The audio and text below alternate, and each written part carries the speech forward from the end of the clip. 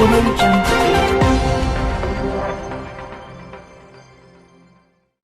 मु प्रभाकर साहू ग्राम अनघा पंचायत अनघा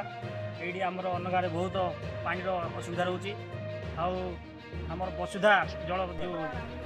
ये चलती जो सप्लाई होती पानी सुविधा होनी बारंबार फ्यूज जाऊँगी मासक सप्ताह को थरे थरे टोटाल पानी आसुनी से आर समाधान कौन करने कथा करा जाऊ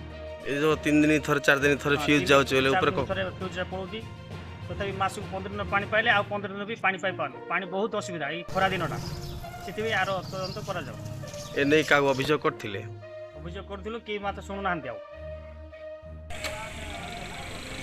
तोर ए जो पंचायत रे बर्तमान पानी आसुनी कोन है ऊपर कोन असुविधा है 5 वर्ष है भल चलती आगे गोटे 2-3 मास को है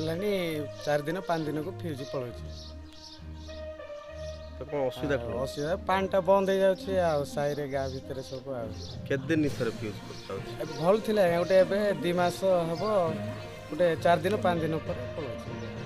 फ्यूज पड़ेले पानी बंद आ लाइन मैन को फोन करछु आसो पको ग्रीष्म ऋतुर प्रभाव दिन को दिन जेते बढ़िबारे लागिछि चारिआडे देखा दउछि जल कष्ट सरकार कोटी कोटी टंका खर्च करी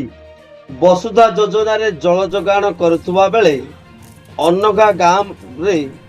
जल महंगा पड़ी गजपति जिला आरउदयगिरी ब्लॉक अनगा ग्राम रे वसुधा जल जोगाण व्यवस्था थिबा बेले एठारे मासकू 5 दिन ही जल जोगाण हो पारुछि पंप हाउस रु इलेक्ट्रिक फ्यूज बारंबार एठारे पानी ठीक से मिलू नहीं ग्रामवासी बहुबार अभियोग कले मध्य यार स्थायी समाधान आज पर्यंत हो पारु नहीं